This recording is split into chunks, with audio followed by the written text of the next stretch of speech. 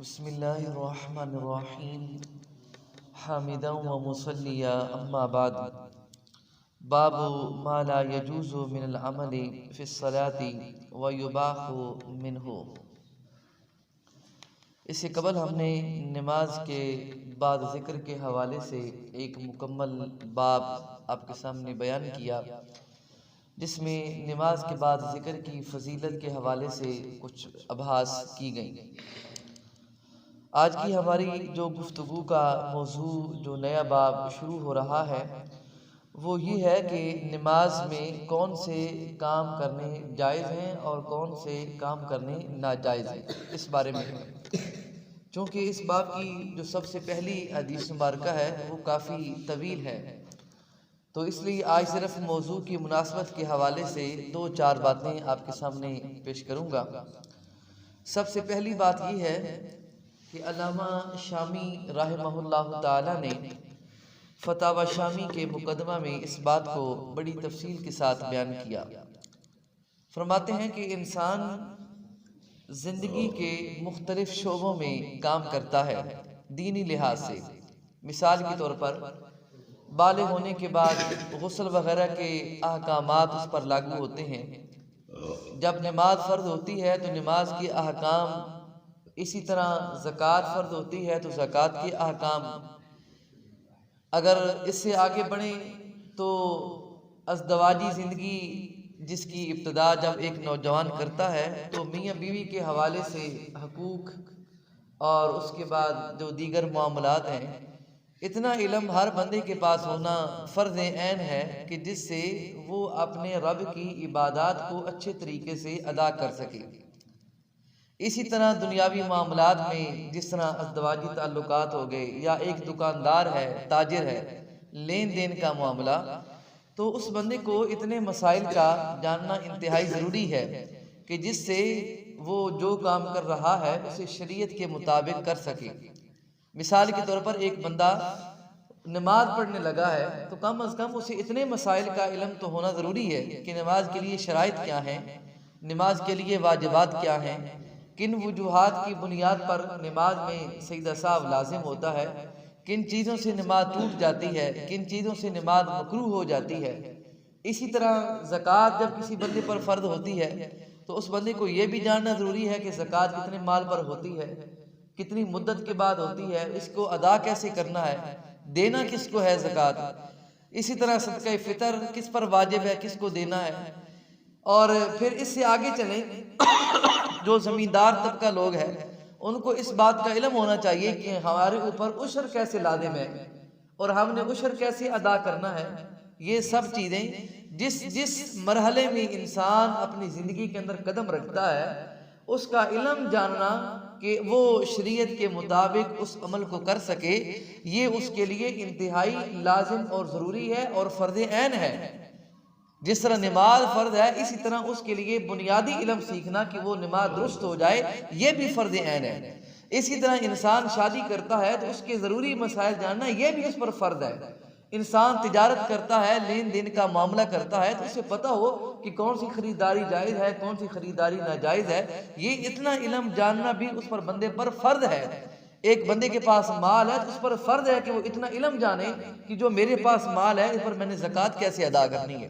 तो ये मुख्तलिफ जिहाद से जो ज़िंदगी के मुख्तलिफ शोबे हैं जिनके अंदर इंसान अपने हर मरहला के बाद एक कदम रखता है, तो इंसान को इन जुमला चीज़ों के मुतालिक जो मसाइल हैं, जो ज़रूरत है, उनका जानना हर बंदे पर ज़रूरी है।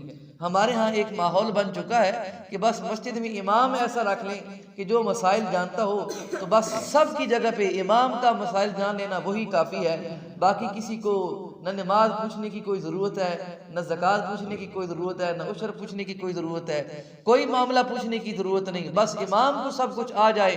लेकिन आजकल तो बदकिस्मती ऐसी है कि हमें इमाम भी ऐसे मिल रहे हैं जिनकी अपनी नमाजें ठीक नहीं होती। वो खुद बेचारे ना जाने कैसे नमाज अदा करते हैं, पता नहीं उनकी अपनी भी होती हैं या नहीं होती, पीछे वालों का तो फिर अल्लाह ही हाफिज है। तो ये सारियां कमजोरियां हमारे अंदर मौजूद है और जिसकी बुनियादी वजह जो है वो ये है कि हमारे अंदर दीन का शौक ख़त्म हो गया, हमारे अंदर दीन का जज्बा ख़त्म हो गया। पुराने वक्तों में इतनी मुश्किलात होती थी कि अगर किसी ने कोई फतवा लेना होता था वो दूर दराज सफ़र करता था, फिर मुफ्ती साहब से शायद मुलाकात हो या ना हो, अगर होगी तो जी आप 2 या 3 दिन बाद आए, आपको फतवा मिलेगा। लेकिन आज इतनी सहूलियात हैं कि एक बंदा अपने घर में बैठे, खाना खाते, बिस्तर में लेटे वो अपनी दीनी रहनुमाई ले सकता है। इतनी सहूलियात आ गई हैं, लेकिन इसके बावजूद कितने ऐसे लोग हैं जो दीन से गाफिल हैं, दीन की तरफ कोई तवज्जो नहीं करते। तो ये हमारी बदकिस्मती है कि हम अपने दुनियावी मामलात में जिसके लिए हमें भेजा ही नहीं गया, हम उसके लिए सारा दिन दौड़ते हैं, रात को सोते हैं तो ख्वाब में भी वही सब कुछ नजर आता है, हाय सुबह क्या करना है। लेकिन दीन के बारे में कभी किसी को कभी कोई ख्याल नहीं आया कि हमारी दीन में कितनी कमजोरी है, हमारी औलाद में कितनी कमजोरी है। तो इस चीज की तरफ भी इंसान को मुतवज्जो होना चाहिए। ये 4 दिन की जिंदगी है, ये दुनिया का मामला तो यहाँ रह जाएगा, खत्म हो जाएगा, नामो निशान तक नहीं रहेगा। दुनियादार चाहे जितना बड़ा ही क्यों ना हो, वो दुनियावी जिंदगी को जब अपना सब कुछ समझ लेता है तो ऐसे बंदे को दीन के लफ्जों में कमीना कहा जाता है, जो दीन को छोड़ दे। तो ऐसा बंदा वही कामयाब होता है जो दुनिया के साथ साथ अपने दीन को भी चलाए। तो आज का जो हमने बाब शुरू किया, इसके अंदर हमारा मौजू है कि कौन सी चीज़ें हैं जो नमाज के अंदर जायज़ हैं, मुबाह है, और कौन सी चीज़ें हैं जो नमाज के अंदर जायज़ नहीं है। और इस बाब का ताल्लुक बुनियादी तौर पर एक चीज़ के साथ है, वो मैं आपके सामने मसला बयान करता हूँ। एक होता है अमले कलील और एक होता है अमले कसीर। अमले कलील यानी कि थोड़ा काम, अमले कसीर ज़्यादा काम। तो अमले कलील जो है इससे नमाज टूटती नहीं है, लेकिन अमले कसीर जो है यानी कि ज़्यादा काम, उससे नमाज टूट जाती है। अब हमें पता होना चाहिए कि अमले कसीर क्या है, इस बारे में थोड़ी सी वजाहत आपके सामने पेश करता हूँ। इस बारे में उलमाए किराम के मुतादद अकवाल हैं, हत्ता कि फतावा शामी के अंदर 5 अकवाल जिक्र किए गए, लेकिन 3 उनमें ज़्यादा मशहूर व मारूफ हैं, वो मैं आपके सामने जिक्र करता हूँ। पहला कौल ये है कि एक आदमी नमाज अदा कर रहा है, अगर वो कोई ऐसा अमल करता है यानी कि अपने हाथों को खोल कर, तो दूर से देखने वाला बंदा ये महसूस करे कि ये नमाज अदा नहीं कर रहा, ये तो कोई और काम कर रहा है, तो इस अमल को अमले कसीर शुमार किया जाएगा और इस अमल की वजह से उस बंदे की नमाज टूट जाएगी। ये पहला कौल है। दूसरा कौल ये है कि इंसान वो काम करे नमाज के अंदर जो दोनों हाथों से किया जाता है। मिसाल के तौर पर पगड़ी बांधना, अमामा शरीफ, या शलवार जो है उसका नाला बांधना, यानी कि वो कोई भी काम जो 2 हाथों से किया जाता है, नमाज में अगर वो एक हाथ से भी करेगा तो नमाज टूट जाएगी। ये दूसरा कौल हो गया, ठीक है। उसके बाद तीसरा कौल ये है कि इंसान ने एक ही मर्तबा यानी कि फौरन 3 मर्तबा अपने हाथ को उठा दिया एक रुकन के अंदर। मिसाल के तौर पर हाथ बांधे हुए थे, उसने हाथ खोला, खारिज की, फिर बांधा, फिर फौरन खोला, फिर खारिज की, फिर बांधा, फिर फौरन खोला, उसको कोई और अमल किया। यानी कि एक दफ़ा हाथ खोलने में और दूसरी दफ़ा खोलने में इतना फासला नहीं आया कि जितनी देर में सजदा या रुकू अदा किया जा सके। फौरन 3 मरतबा उसने हाथ को खोल दिया एक ही रुकन के अंदर, तो ये भी अमले कसीर है, इससे भी नमाज फासिद हो जाएगी। लेकिन फतहुल कदीर के अंदर अल्लामा इब्ने हम्माम रहमहुल्लाह ताला ने एक और कौल भी नकल किया। वो फरमाते हैं कि बंदा खुद अंदाजा लगा ले कि मैंने जो अमल किया ये अमले कसीर है या अमले कलील है। अगर उसका दिल कहे ये अमले कसीर है तो बस उसकी नमाज टूट गई, अगर उसका दिल कहे ये अमले कलील है तो उसकी नमाज नहीं टूटी। लेकिन पहले जो 3 कौल हैं वो तीनों मशहूर व मारूफ हैं जो मैंने आपके सामने बयान किए। इसके अलावा बाकी जो अमल है वो अमले कलील है।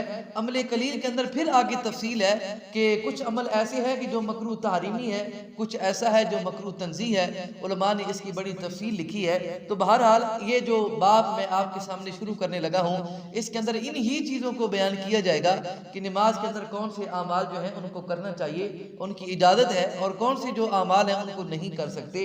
इस हवाले में कल के दर्स में इंशाअल्लाह पहली हदीस मुबारका आपके सामने पेश करूंगा। अल्लाह रब्बुल इज़्ज़त की बारगाह में दुआ है अल्लाह ताला हम सबको कुरान और सुन्नत के साथ मोहब्बत करने की तौफीक अता फरमाए। वमा अलैया इल्लल बलाग।